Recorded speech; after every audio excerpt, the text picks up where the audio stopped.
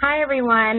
This is Dorian Wanzer. I am happy to have you guys on the call today. I'm sure some people will still be joining. But this is our second ALP webinar, and our focus today is building relationships with members of Congress. Luckily, we have a couple of guests today to help with the webinar, and so you'll be hearing very little from me. We have Elizabeth Kwasnick, who's my colleague and the manager of grassroots advocacy here, and then we also have Jennifer Taylor, who's the deputy director of federal affairs. And Jen has invited some of her colleagues or former colleagues from when she worked on Capitol Hill to join us, and they will be introducing themselves a little bit later to share some tips and do's and don'ts for engaging with members of Congress and building those relationships that we definitely want you guys to have. So without any further ado, I'm going to pass the ball over and let them kick it off. Please remember to mute your phones if you are not speaking, just so there's not any hindrance to the people who are speaking. And if you do have questions, you can always put them in the chat box.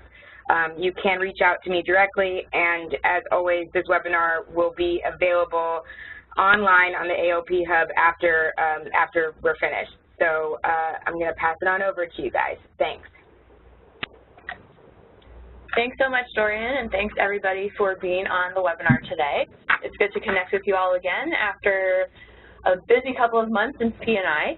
And I know we started this discussion about building relationships with members of Congress and best practices in that space at the workshop pre-conference, but this is always one of the top-rated topics that folks want to hear more about. So I'm really, really excited to tag team this with Jen and our special guests.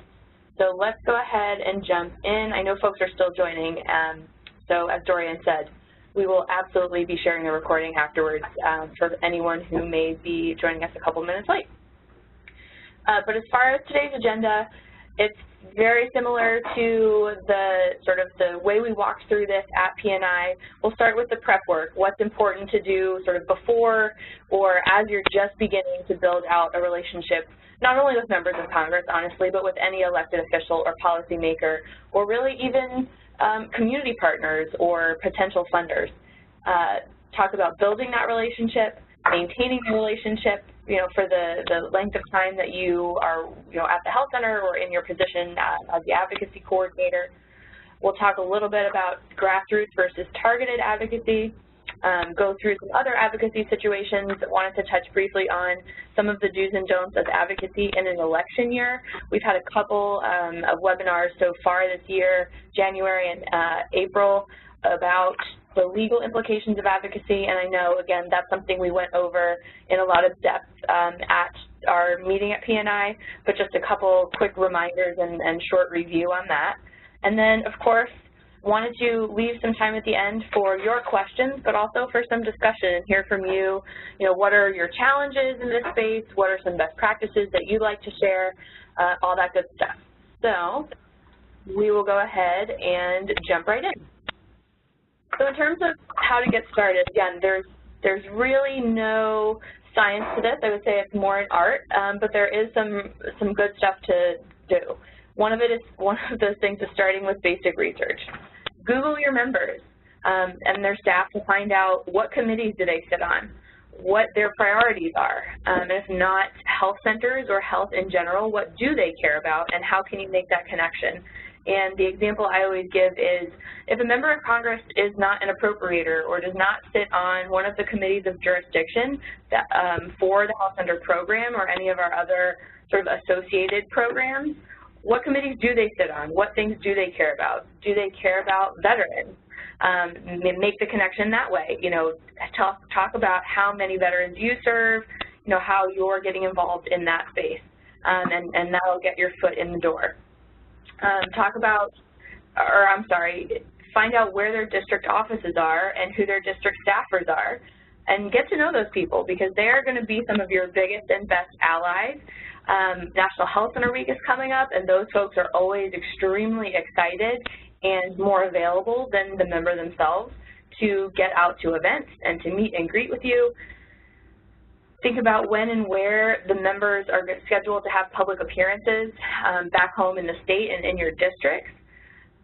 Given security concerns, of course, in the last couple of years, some folks, don't post their public appearance listings until very close to the actual date of the event, but do what you can and make sure you've got folks representing you at those events. Also a good place to ask questions and get members, on the hook for certain things. And of course, who are their key DC staff? Chief of Staff and Health LA are good folks to start with. Those are always solid bets for people who will know and be familiar with our program and the health centers. They'll know you, hopefully, and they'll be able to help you out. And then once you have all of that information, create a cheat sheet for all of the elected officials that represent the patients you serve. I've had some really good examples, pass through my inbox and across my desk in the last couple of years. We've got folks who create a binder and leave that at the front desk or in some other central location in the health center so that, employees and patients alike can access the information if they want to get in touch with a member of Congress or another policymaker. And again, these tips don't necessarily always apply to just your members of Congress here in DC. They apply to your state reps and senators. They apply to your local folks, your city council members, even contacts in the Chamber of Commerce and other partners can be good to include in that cheat sheet or that binder, however you want to put that together. In terms of building the relationship out, introduce yourself to the DC and district staff. If you're new to your role or if you're new to the health center, we do have templates, I believe, online for, how to send a letter to introduce yourself and let folks know that you're going to be working with them and they should expect to hear from you, and offering yourself as a resource.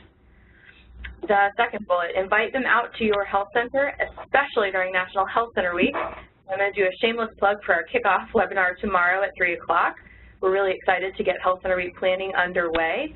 But that is probably the best time to get folks out to your health center, and especially because we're in an election year this year, they're going to be overeager for photo ops and tours and all that good stuff in August when they are back home. As I said, offer yourself as a resource, and don't take for granted that the office is well educated on health centers. With the turnover not just of members but of staff, you might run into a new staffer who's relatively new to the Hill and isn't super familiar with health centers. So take that opportunity to do your Health Center 101 spiel. Let them know who you are, who you serve, why health centers are different from other providers, and the incredible value that the program brings to local communities across the country. Most folks already have this in some way, shape, or form, but prepare and create materials about your organization and the value of your presence in the community, and bring those with you when you meet or send them along in your online communications, just to give folks a feel for, who you are and what you do.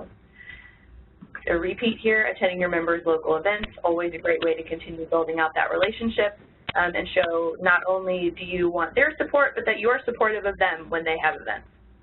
And get to know your member personally and look out for other potential connections.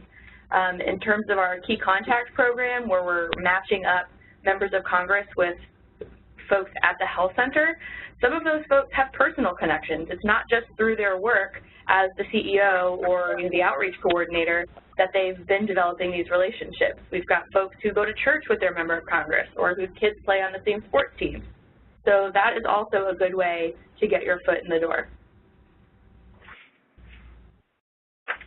In terms of maintaining that relationship over time, it's pretty simple things, but they're small and you might not always think to do them. Following up after meetings is a given, just to say thanks for their support and their time. And then that second piece is include some kind of update or information on a positive happening, because we certainly don't always want to be the person who's only reaching out when we need something and going with our hands out and asking for more funding. Let folks know what you've been able to do and the amazing work you've been able to accomplish with the funding that we do have.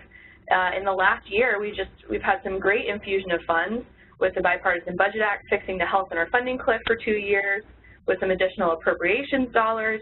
Let folks know far and wide how you're using those investments and what you've been able to accomplish. Third one, I think if you were at P&I, you probably experienced this, but don't be disappointed if you have meetings or visits with the staff. They are the eyes and ears of their members, and time spent with them can be just as valuable, and they are going to be your champions and can really be the ones to help you with your member. And then the last one, as we are ever in, increasingly volatile and interesting political times, I will say you always want to be polite when the answer is no, and redirecting the conversation to areas where you do agree is more productive. There are certainly no members out there right now that I am aware of who are calling to completely defund the health center program and shut all health centers down because it's just a terrible idea. We've got folks who are maybe not champions, and I will take that any day over somebody who's going to actively stand in our way. So if you get a no on something like asks about Medicaid, pivot to, I don't know, telehealth. Something else where you do have common ground, and maybe that will soften their opposition to your original ask. So be creative, and again, this is more of the art than the science piece. So now I'm going to kick it over to Jen Taylor to do a couple of meeting tips and take us to the next part of the presentation. Good afternoon, everyone. Thanks for letting me join. Happy to jump in. I'm not sure that I'm going to have too much more to add to what Elizabeth already said, but maybe just to wrap up kind of some key takeaways. I think Elizabeth gave some really good advice, and we're going to talk in just a moment with some current health staffers who I think can either reiterate that advice or give you new advice of their own. I definitely think this is just kind of a good recap of where we started, which is one, just to do your homework. That research that you put into, even just that Google search that Elizabeth talked about, can go a long way in making an office feel comfortable that you know who you're meeting with, you know whether you're meeting with something as simple as, are you meeting with a senator or a representative? Do you know if that senator or representative is a man or a woman? Sometimes just starting off those building relationships, you can laugh and think that's kind of a funny thing, but I can't tell you how many meetings I've been in, when I worked for a female member of Congress and people were like, oh, is the congressman available or is the senator here? And it just tells you from day one that you haven't put in the research, you don't know who you're meeting with, and you, haven't taken the time to get to know them a little. So I think starting even with the basics on your homework, and then certainly layering in things like knowing what committees they're on. Have they already co-sponsored a bill that you're there to talk to them about? If you're asking them to co-sponsor a bill they've already sponsored, again, it's harder to build a relationship when it looks like you haven't put any of your end of the work into it. So I think some of the very, very little things there that may seem very simple go actually a really long way. This issue of not being partisan, and I would take it a step further, just not really engaging and talking about, Republicans versus Democrats, not talking about in an election year, getting into campaign issues. Don't ever bring a campaign check to an office. You would be surprised how many times that happens. Really helping folks just focus in on the policy that you're there to talk about, staying out of the political fray. You will meet with a wide variety of staffers, some of whom may engage in a discussion sort of rolling your eyes about, oh, the Democrats this or the Republicans that. I would advise you strongly to just politely refrain from getting into it. I don't think you need to lecture them about it or tell anybody else how to talk about these issues. You'll just have some offices that are much more political than others. That's okay either way. I just encourage you to try to stay as neutral and nonpartisan as you can. Telling your story and making it local is actually, I think, the best advice we give you of all of these things. At the end of the day, if everything else fails and you can't remember the details of the bill and you can't keep track of, every piece surrounding the issues you're talking about, if you get in there and say, hey, this is who we are, this is who we serve, and this is why it'd be really important for you to care about, for instance, telehealth as an issue. If you can't remember, how many co-sponsors it was and exactly the bill number, but you're able to really make a local argument about why it's important, you will always be making a lot of progress and a lot of inroads to building those relationships. Members of Congress don't want to hear the national talking point only. They want to hear why it matters back home, and you know that. You know that without having to do a whole lot of work at all. So always emphasize that. That said, making a clear ask is certainly helpful and appreciated. As a former staffer, I can tell you, if you're able to say, here's the story about why telehealth matters, and then articulate the specific action you would like me or my boss to take on your behalf, that is going to really increase your chances of having them be able to take that action. If you're saying, well, I really care about telehealth in general, and I hope you'll do things to support us, a staffer may tell you, great, okay, we'll keep an eye out, but not really be able to do much more than that. They're going to go back to their desk and into the next 8 meetings and not going to necessarily remember what that is they're going to do for you. But if you say, hey, we really care about telehealth, here's the local story about why it matters, and we'd like you to co-sponsor this bill, that is a sort of to-do item that is going to get added to a list for them to look into and be able to specifically get back to you on. So the clearer you can be in making an ask with a specific action item, the more likely you are to be successful. These last couple of things go together. I think anticipating tough questions is always good. If you've done preparation for your meeting and thought through, you know, what are the hard questions here? How much does this cost? Or, you know, what should I prioritize? Either this issue or this issue. Which one is more important to you? You know, is there somebody who opposes this bill? Those are common questions you might get. So I think the best you can to try to anticipate them will help you have a more successful meeting. But with that, you know, you can't anticipate everything. You don't have to have every answer. You don't need to know every facet of every situation. And the best thing you can do to contribute towards building the relationship in that meeting is make sure that you do not lie. So it's easy to feel caught and on the spot and say, oh no, I'm panicked because we talked about this and I can't remember the answer. I'm just going to say X. You are far better off for saying, you know what, that's a good question. Let me check back in on that and I'll follow up. And it gives you this excuse to follow up, which is kind of one of our key tips here for having a successful meeting. Offering yourself as a resource in general, both about the specific issues you're talking about at that meeting and in an ongoing way, and then being responsive. You're going to follow up with them when they ask for something, and they're going to follow up with you in turn. And again, I think that's what leads us from just sort of a one-time meeting to building an actual relationship where they can trust you and you can trust them, and you can have much more of a give-and-take dialogue.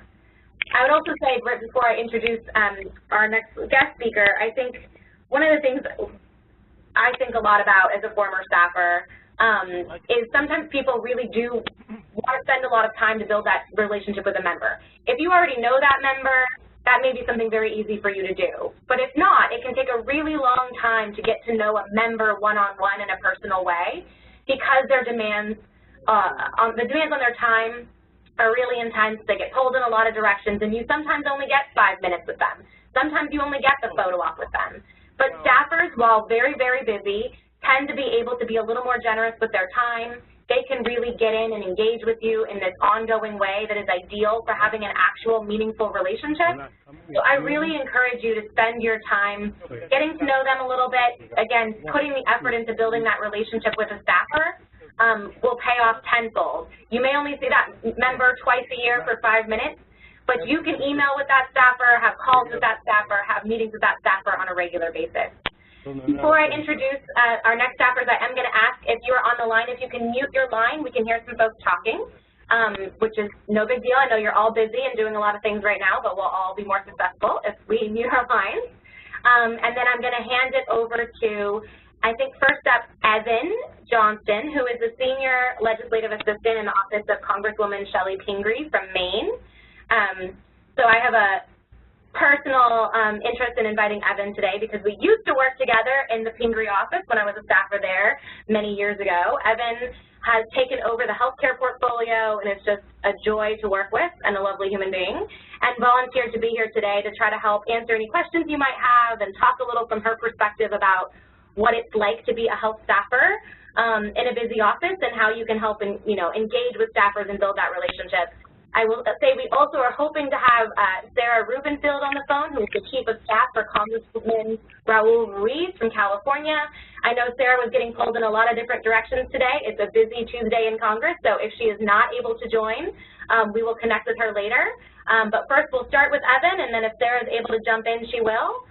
And feel free, after they're done talking, to ask any questions you might have. They were generous in trying to be a resource for you today, so take advantage. Evan, can you hear us? And Dorian, I think you might need to unmute. Unmute your line. Okay, give me 1 second. Sorry.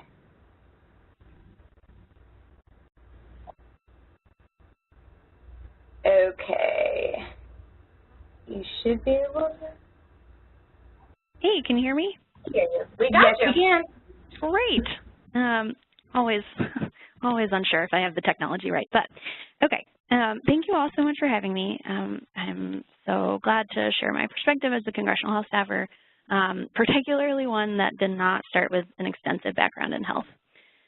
So like Jen said, I work for Congresswoman Shelley Pingree from Maine's 1st District, which is basically the southern part of the state and going up the coast a little ways. I'm from the district originally and have worked for Shelley for about 4 years.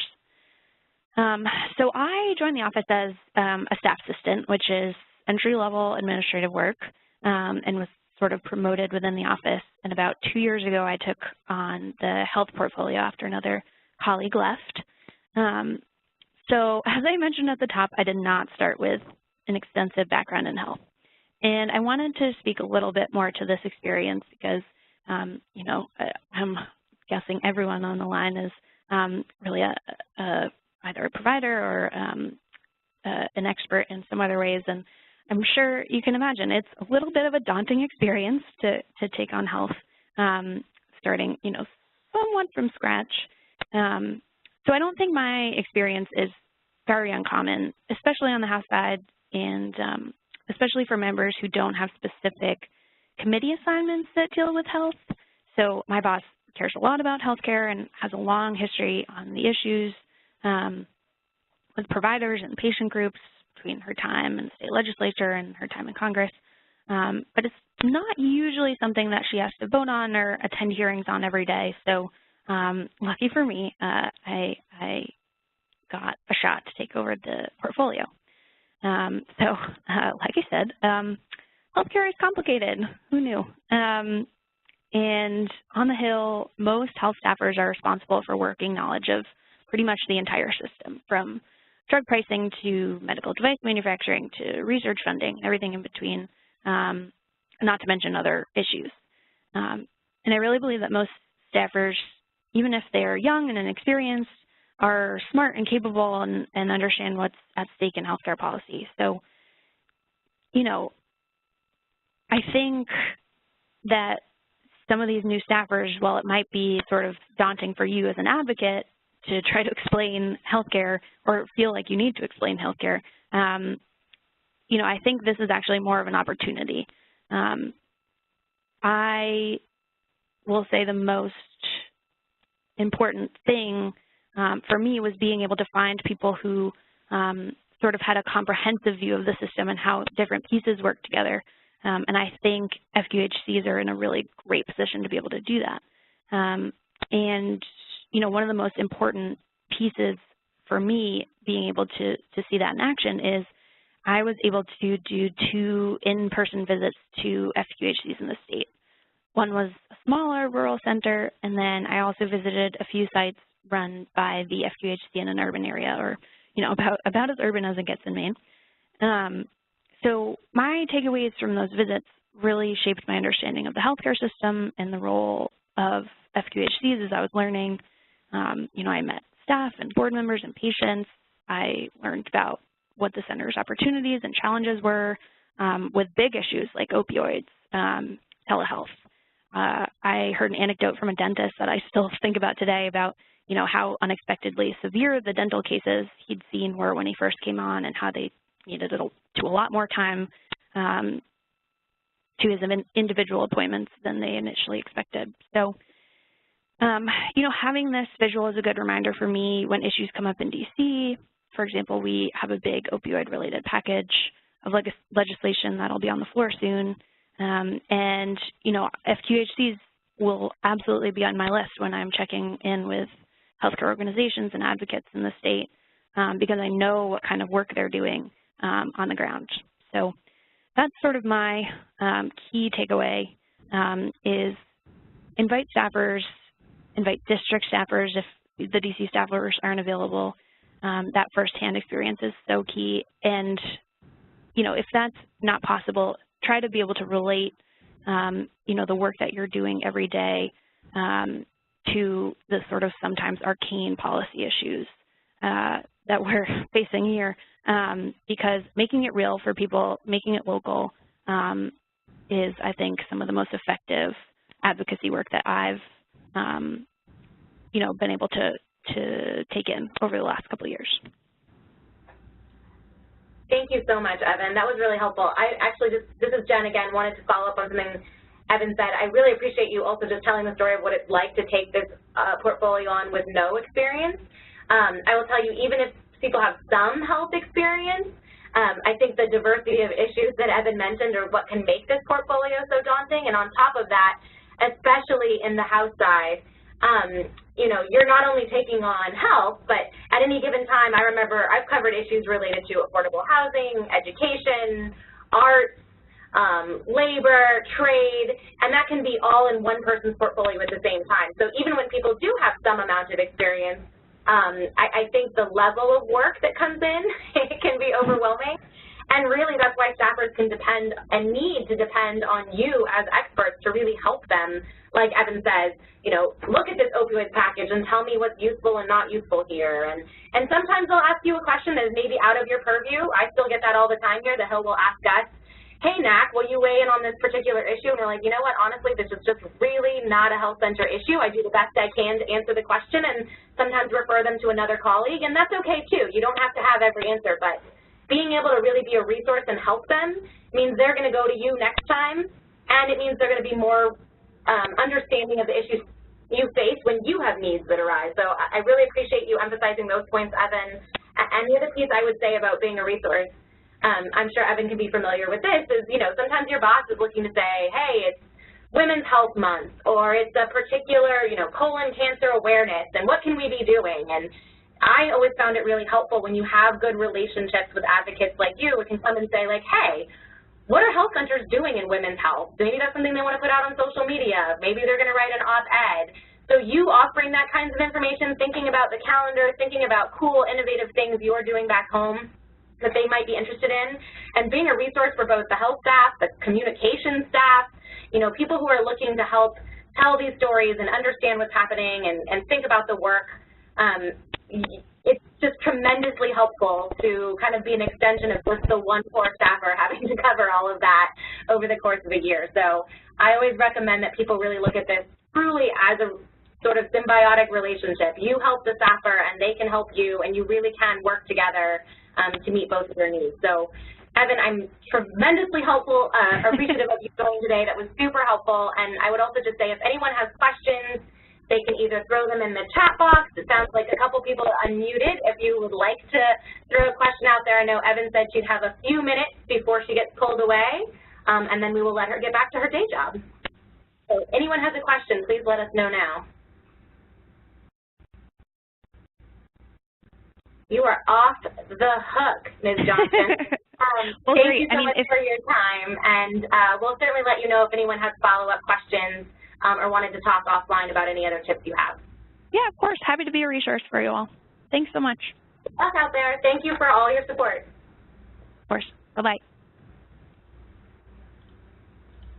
And I know I just heard from Sarah. She got pulled away into a meeting with her boss. So we are going to put you back on track with the rest of the webinar. I hope it was helpful to, you know, talk to a real live Hill staffer.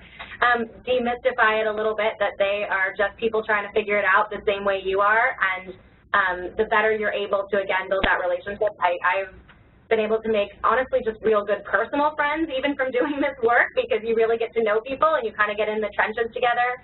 And at the very least, just having a really strong working professional relationship has done wonders, I think, for our ability at the National Association to get things done when Congress seems crazy and unwieldy. Having those relationships with staffers particularly, certainly with members who have a long, 20 years of experience with health centers, but those staff turn over a lot. You got to put a lot of work and investment into maintaining and creating new relationships all the time. So I hope that was helpful to you. We wanted to leave you with my part of the webinar before I kick it back over to Elizabeth with some words of wisdom from other Hill staffers. Last year, the year before, we actually just asked 50 Hill staffers, past and present, for their kind of best tips and advice, and we wanted to share some of those with you today. I think we've already touched on some of them, but really appreciated kind of the way they framed it. So first, my best meetings are conversations, not one-way exchanges of information.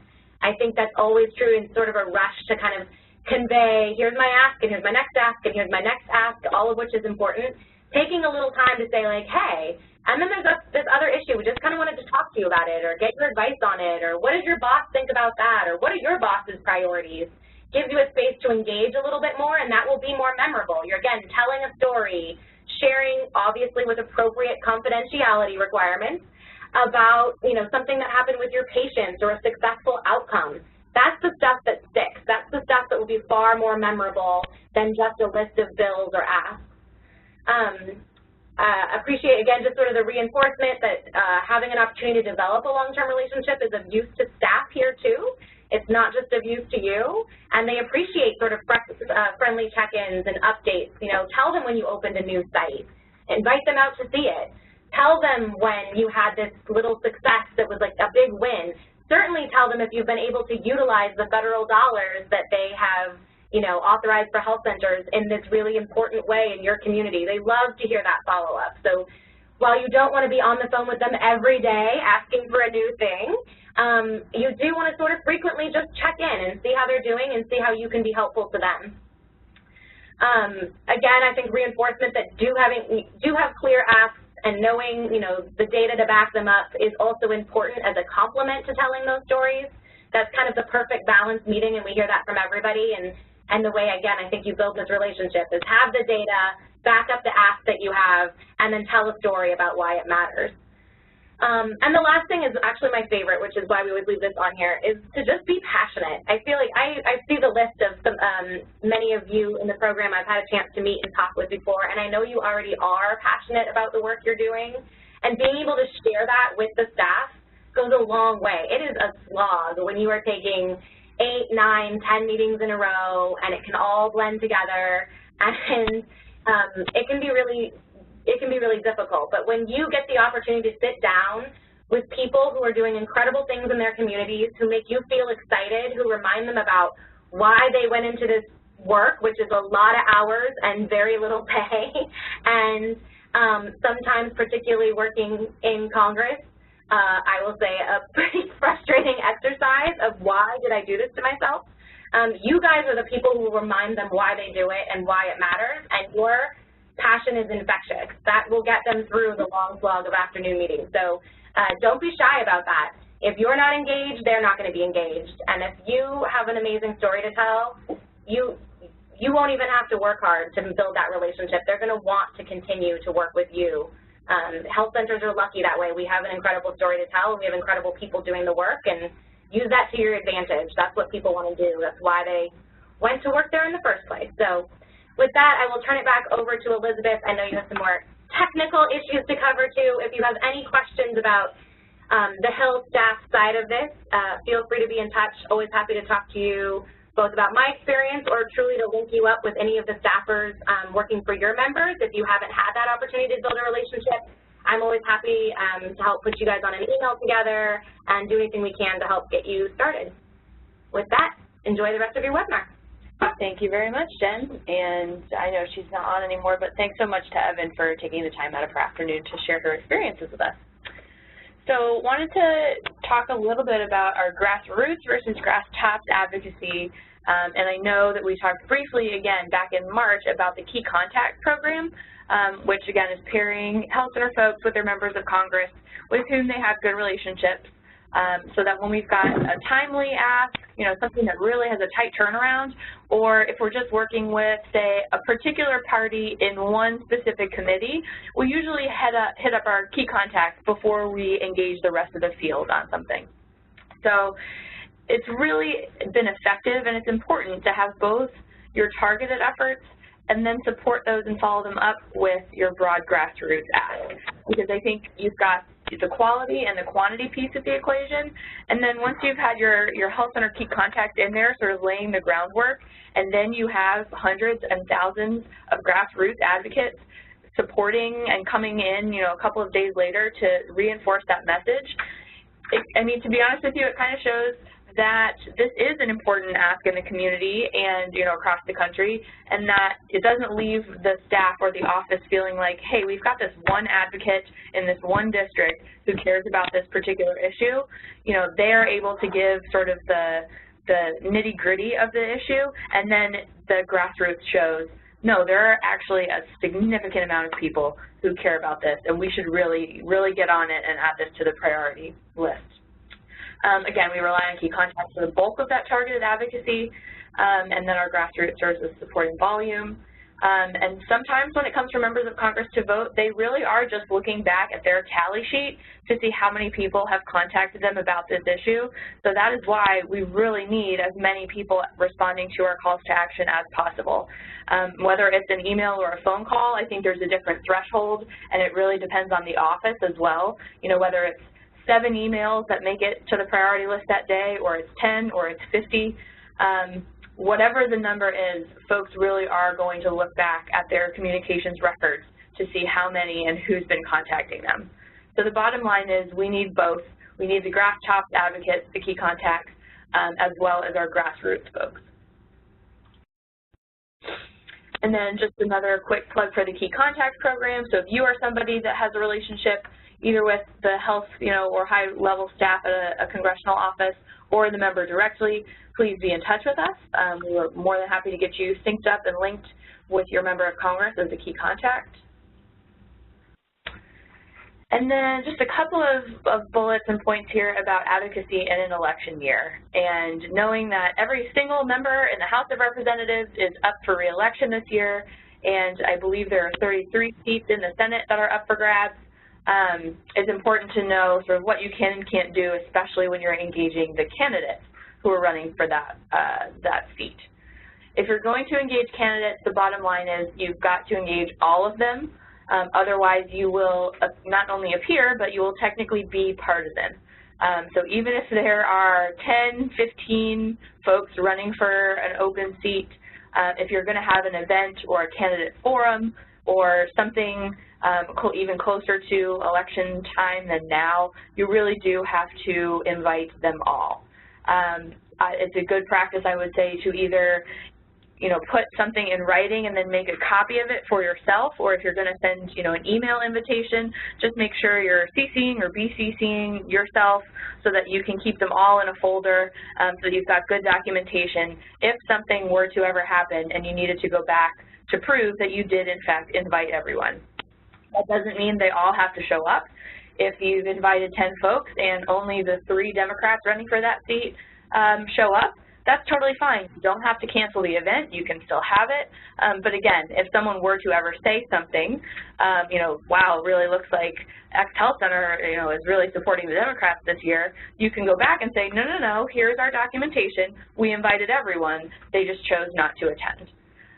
In addition to making sure you're covering yourself with that documentation, you probably also want to put a disclaimer on your website more generally, reiterating the fact that you are a 501c3 organization, and as such, you have to be nonpartisan. Those are the rules. We've got templates from that on our website, and I know, you could pretty much put that anywhere on your website, and I know some folks also leave that in their waiting room. The other thing I will say is that it's probably a good practice also to include a copy of that policy when you are inviting folks so that they know up front what's expected of them and what's not expected of them, which is a surprise stump speech or folks handing out buttons and T-shirts, so that you're setting the tone even before they walk onto your property. And of course, hosting or otherwise collaborating on campaign events is not allowed and risks your nonprofit status. If you have any specific questions, there's a lot of gray area in this space. Go ahead and contact us. We'll be happy to help navigate that with you.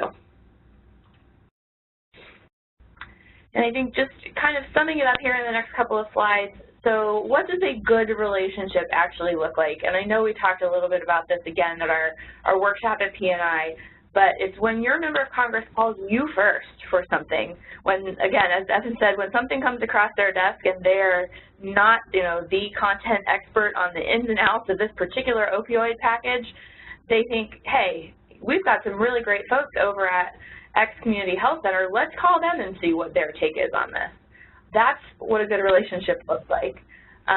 Whether it's to get info from you or to provide, to hear your perspective, or to give you a heads up on something that's coming down the pike, that's could be either way, beneficial to you or harmful to you. Just the fact that they rely on you and they trust you enough to give you that heads up, and also to get your perspective is really important. And of course, the relationship is always a give and take. So it's about both what they do for you and what you can do for them. So again, we talked about supporting them at local events that they host or attend, you know, shouting them out on social media, thanking them for their time. All of those good things show that you appreciate them and that you're supportive of them. And when the time comes, that will make them more likely to support health centers and to think of you as their allies in this space. So at this point, I think I'm just going to open it up for some group discussion on one or any or all of these topics. What is your best practice for relationship building? If it's, you know, if there are other folks who are involved in congressional outreach in your organization, who are they and what's your system for that? And what's your biggest challenge in this space and working with members of Congress? So Dorian, I don't know if we can, well, I guess if you are currently muted by yourself, please unmute yourself so you can participate. Or type something in the chat box. Yeah, I don't think anyone is muted. Oh.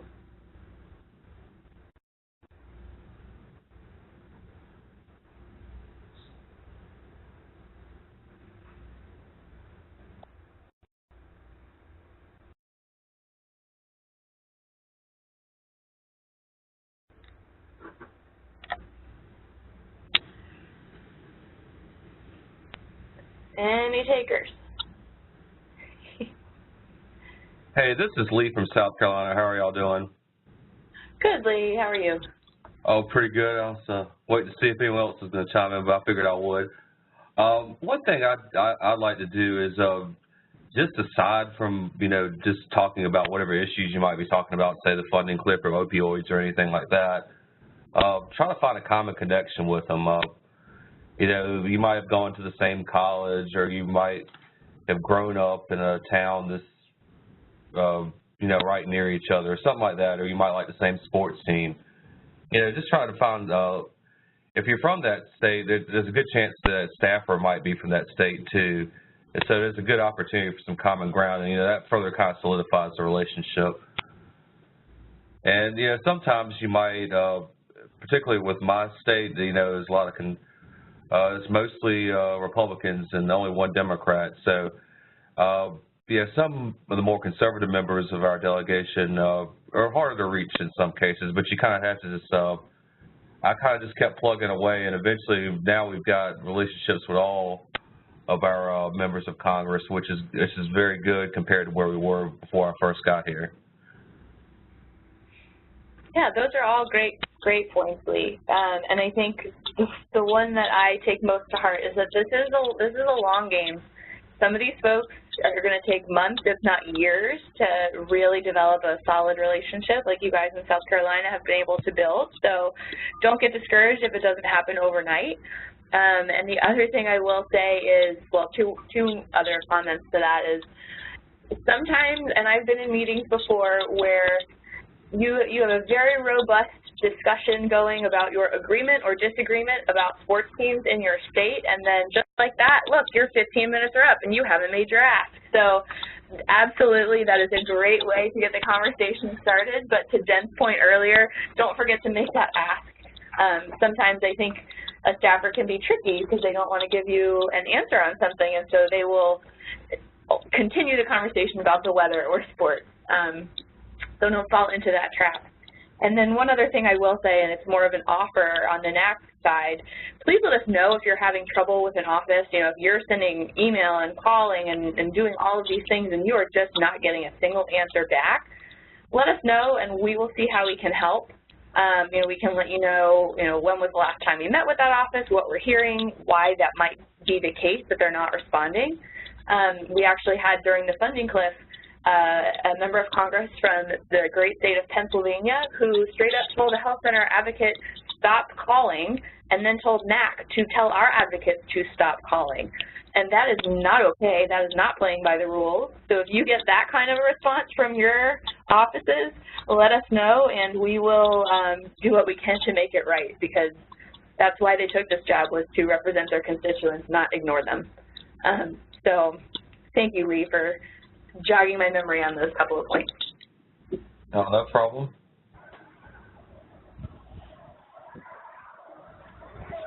This is Karen Anderson from Colorado. Can you hear me? Yes, hello. Okay. I just wanted to say that I just wanted to reiterate how important it is to go to the different events that you know your senators are going to be at. There's one senator, she's a state senator, but I have made it a point to try and get to each town hall meeting or whatever she does. And at first she was like, oh, yeah, I think I remember you, you know, and then the next time she's like, oh, how's the health center doing? And now it's like, Karen, how are things going? What can I do for you? You know, and so it's so important that you do keep consistent so that they do know you, and then they will come to you when there's a need. And she said that many times, let me know what I need to be focusing on. Yeah. That's great. I think when you're at the point where you're on a first name basis and when you show up at their events, that's the sign of a good relationship for sure. So thank you for sharing that. Sure.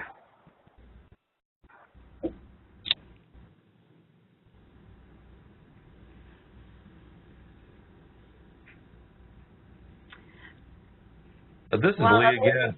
Oh, sorry. Okay, yeah, I just would like to point out, you know, we mentioned the election year earlier. There's going to be turnover in Congress, so there's no doubt about that. We have a seat up for grabs, the 4th Congressional District here with Trey Gowdy resigning. So we're going to be looking to, once the primaries are over, to connect with both the Republican and Democratic nominees, even though we probably know where that race is going to end up going. But, you know, forge a relationship early with a member who's newly elected. We forged a relationship with Congressman Ralph Norman's office. He replaced Mick Mulvaney, and he's come to multiple health centers since he's been in office since, I think, August of last year. He was just at a health center 2 weeks ago, and that relationship's gone very well so far. So get him early as a good tidbit, I would think, to take to heart. That is a great point. I think summer, health center week, right up to the election, those are wonderful times to start early with your Health Center 101 education piece. And once November 7th rolls around, that's not too early to start contacting these folks who won the day before. I certainly would say don't wait until they're here in January in D.C. to reach out. That's a great point, Lee. And I did just want to, well, go ahead. No, go ahead. Sorry. Hi, my name is Laurel. I'm calling from Michigan. And one of the things that I've reached out to are the county collaboratives that focus on health, and they also focus on the healthcare disparities. So at that table, I've been able to do a presentation on advocacy and have recruited people that I consider to be key advocates in the community. The people that work with Right for Life, the people that work with United Way, individuals from DHHS. It's been a really good connection. That's great. And I know Dorian and I have been privy to your knowing where you're headed in your presentations, but you have been really hitting the pavement trying to get us some new advocates in different spaces, which is really, really appreciated and a best practice. Thank you. Thank you.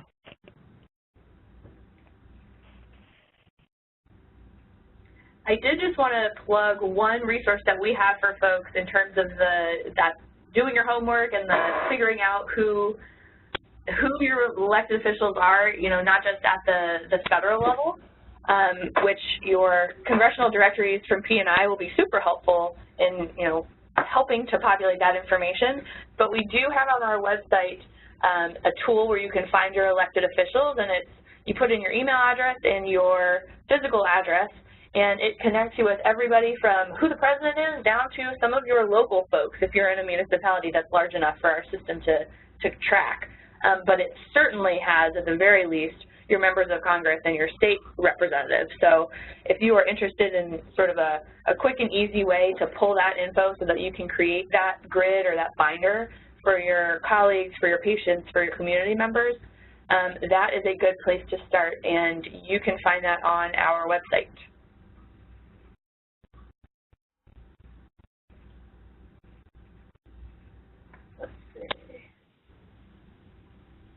Got a question in the chat box. Just got to expand the chat box, so give me 1 second.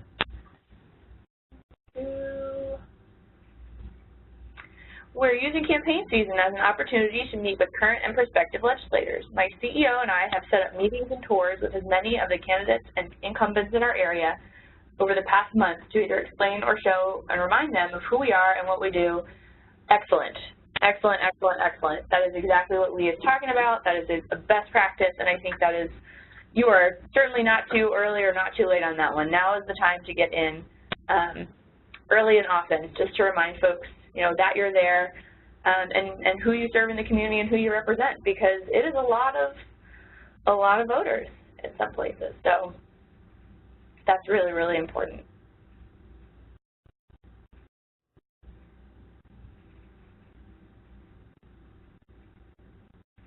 Any other comments or questions? Any challenges that folks are having that we can broadly try to address, knowing that if you have a specific issue, we're more than happy to troubleshoot directly offline?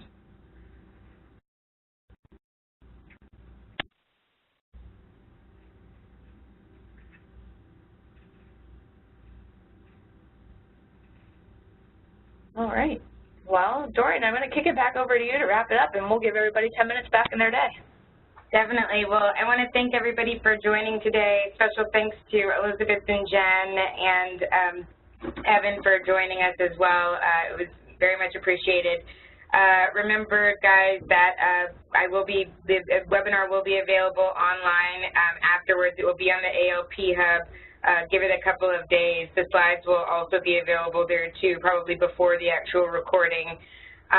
We will be convening again next month for our next webinar, and the topic is kind of, you know, we can do what's on schedule, but if you have anything that you'd really like to discuss, you know, we've got some things coming up with Health Center Week.